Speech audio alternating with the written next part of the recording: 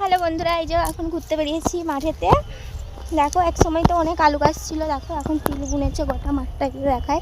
পেছনে আমার মেয়ে আসছে দেখো। আর এই যে আমি এই যে সরু এখন যাচ্ছি মায়ের মন্দিরে, দেখি একটু ঘুরে আসবো। চলো চলো।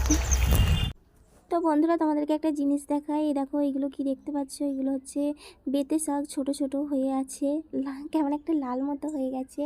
আর দেখো এখানে কিন্তু দেখো মানে তিল তিল দানা বলে না, তিল দানা ছড়িয়েছে। এবার তিল হবে, আলু ওঠার পর এবার তিল হবে। আর দেখো আর একটা জমিতে বাদাম বসিয়েছে একটা দাদু, কি বলবো বাদামে কি বলবো, এই যে কি নিড়াচ্ছে, ঘাস হয়েছে তো তাই নিড়াচ্ছে।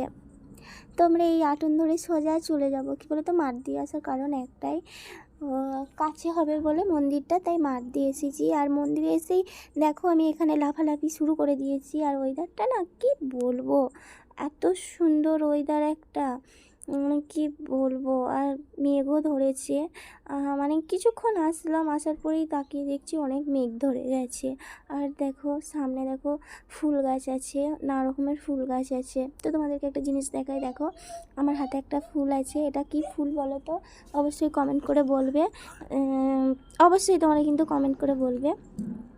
আর সামনে একটা দিঘি মতো আছে, আরও সুন্দর লাগছে। আর অন্য সময় আসলে পরে আমি সামনের দিকটা তোমাদেরকে দেখাবো যে কি কি আছে না আছে। কি বলো তো, হাতে সময় আছে, কিন্তু সময় থাকলে কি হবে, এদিকে তো মেঘ ধরে গেছে, বাড়ি যেতে হবে। আর দেখো আমি দেখাচ্ছি তবুও তোমাদেরকে। আর সব বিকেলবেলায় সব মানে ঘুরতে বেরিয়েছে। এই দেখো এই বোনগুলোও এসেছে মন্দিরে ঘুরতে। আর এই দেখো আমার মেয়ে।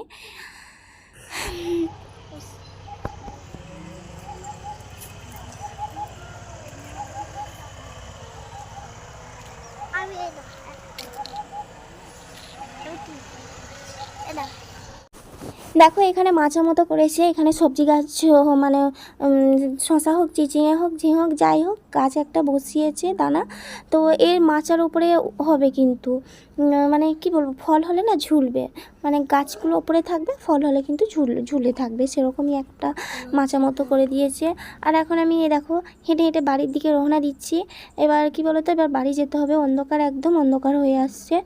আর আমি একটু ছুটছি, তো আমার মেয়েও পেছন পেছন আমার সাথে ছুটছে, যে দেখি আগে যেতে